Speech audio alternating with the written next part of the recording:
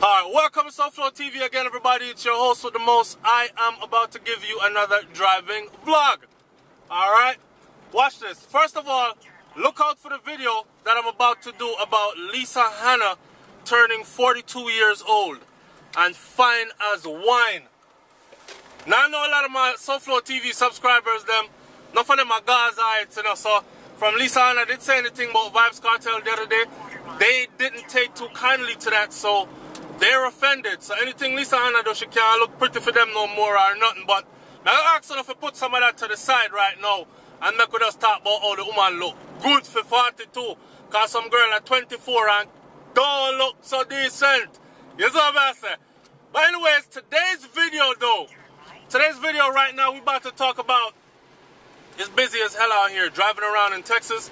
Anyways, today's video we about to talk about this Jamaica's High Commission, how their new crime plan, one of their major strategies for their new crime plan is to stop issuing permits to volatile neighborhoods to keep parties. So, street dance, like, you know, Passa Passa, Weddy Weddy and them thing there, you know, a place like Fletcher's Land and them place there. Here's my deal. Every friggin' time, crime rate escalates in Jamaica, right? Especially the violent crimes like killing, gun crime and them something that they always pressure dancehall music. And I can't, me don't know. These people think so backwards. I want everybody to approach this with an open mind, right? And let you understand this culture for a second. Because a lot of people really don't understand the culture where they grow. I don't know, you might have grown outside of Jamaica or you grew up in some part where you're out of touch with. But to tell you a little reality, dancehall music send enough picnic go to school. Dancehall music send a lot of children to school, meaning it pays for their books, it pays for their transportation, it pays for their parents' money in the bank, meaning them parents can throw a partner and expect a partner draw. Them parents can pay the bills, them parents can buy them new school uniform. All these things hustled out of dancehall money. So when you see these people attack dancehall music when crime rate goes up,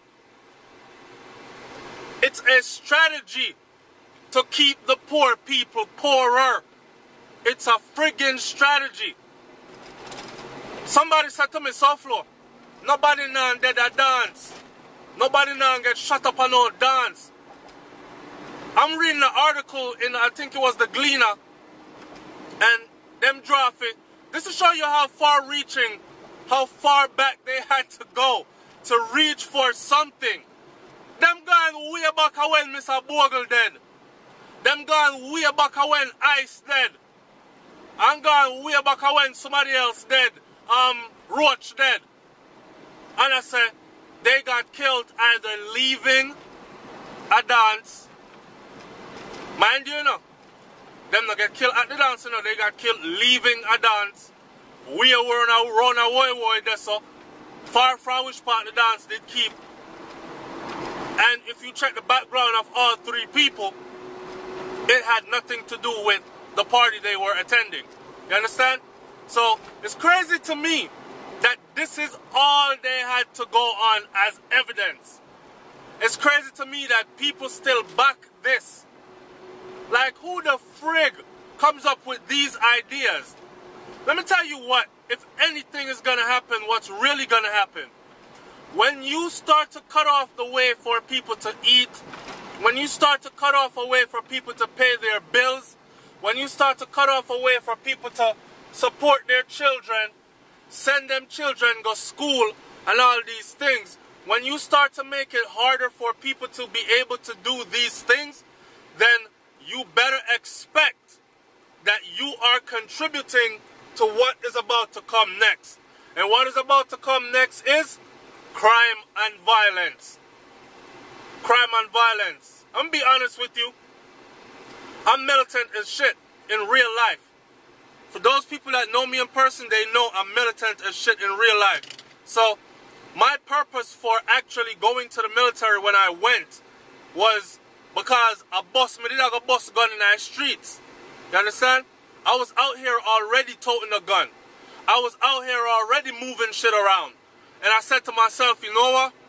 No, I can't dash on my life like this because prison, I know where me want to end up, right?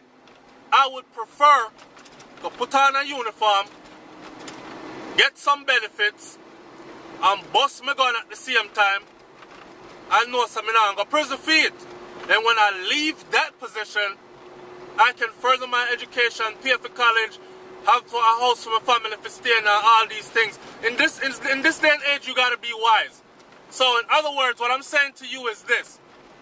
There are militant-minded people out there that are trying their damnedest, their best, their hardest to not get involved in any crime and violence.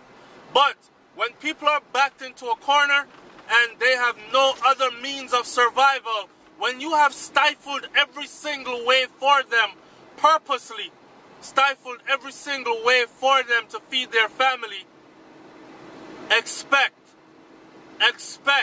crime and violence. Now, I don't know who come up with this, you know. It's in the, I think it's the Gleaner I was reading it in. But I want my audience to chime in the comment section below and let me hear what you have to say about this. Will cutting off permits to certain areas in Jamaica for street dances, will that help with crime and violence as far as stopping it? Or will that create more crime and violence? Remember, before you answer this question, you see them when I say, the people need jobs. The people need a way of income to support their families. That's what's fueling all the crime. Okay? Well, they created dance. Dance party. When dance party, dancehall keep a road, you see? The peanut man make a money. The sugar cane man, the juice man, the soup man, the food kitchen. Everybody out there make a money. Illegal or not. The youth are out there will cut up some herb and go and juggle it and make a money. So them can pull on the gun and nobody go run up on nobody today and tell them run them things. Because big dancer keep a road later and you know everybody have to get them high grade and from him have it. Him not pull no gun upon nobody. It amazes me, man. It friggin' amazes me. What I want to see is I want the real people like these politicians and these law enforcement officials, I want them to be held accountable for when crime and violence spike in Jamaica. Of course, I've said it before that the people have to be held accountable too, because we're killing off each other in Jamaica like life means nothing. You know what I'm saying? And I've said it before and I'll say it again. There are nations that are more destitute when it comes to poverty than Jamaica is, but their end has more access to guns, but they're not killing each other off at the rate that we are killing each other off in Jamaica. So yes, the people have to be held accountable also at some point for the way that they're killing each other off in Jamaica. But when people out of control, you have law enforcement officials for that. Okay? And let's not pretend that they are doing splendid all around. And let's not pretend that the government officials them are not a big part of what's really going down. So let's hold who needs to be held accountable and stop blows on skirt, create ways to feed crime. Because that's all that's going to friggin' happen.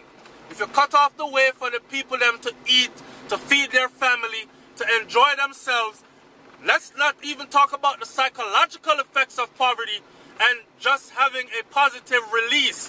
When me can go a street, you see, dress up nice and dance for a couple hours.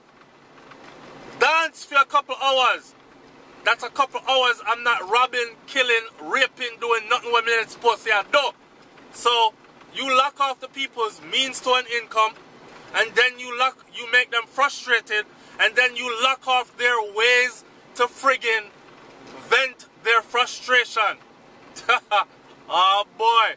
I want to hear what y'all got to say about this, man. It's SoFlo TV. Y'all like, comment, share, subscribe. Leave your comment in the comment section below. I'm up out of here. On to this money I go. Peace.